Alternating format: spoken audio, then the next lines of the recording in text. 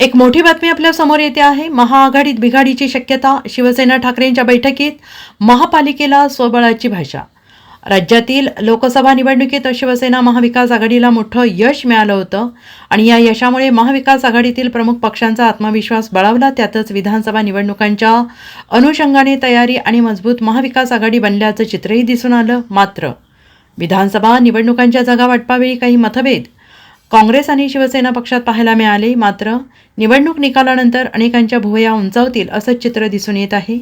लोकसभा निवडणुकीत तब्बल 30 जागांवर विजय मिळवणाऱ्या महायुतीला विधानसभेला 288 पैकी केवळ 49 जागांवर विजय मिळालेला आहे आणि त्यामुळे महाविकास आघाडी पुढील निवडणुकांना कसं सामोरे जाते हे पाहावं लागेल। त्यातच शिवसेना UBT पक्षाचे प्रमुख उद्धव ठाकरे यांनी बोलवलेल्या उमेदवारांच्या बैठकीत अनेकांनी पुढील स्थानिक स्वराज्य संस्थांच्या निवडणुका स्वतंत्रपणे लढवण्याची इच्छा व्यक्त केली आहे। याबाबत शिवसेना उद्धव बाळासाहेब ठाकरे नेते आणि माजी विरोधी पक्षनेते अंबादास दानवे यांनी ही माहिती दिली आहे।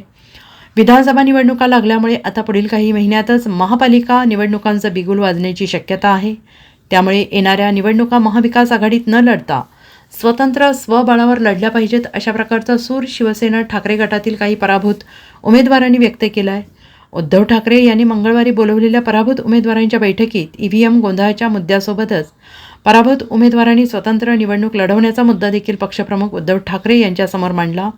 महाविकास आघाडीमध्ये निवडणूक लढवून फारसा फायदा विधानसभा निवडणुकीत झाला नसल्यानं काही पराभूत उमेदवारांचं म्हणणं आहे आणि त्यामुळे त्यांनी आपल्या मनातील भावना उद्धव ठाकरे यांच्यासमोर मांडल्या आहेत।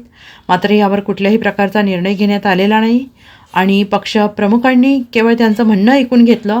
या चर्चेमुळे महाविकास आघाडीत बिघाडी होते का असा प्रश्न या निमित्ताने उपस्थित झालेला आहे। Bureau report SBN Marathi, Mumbai.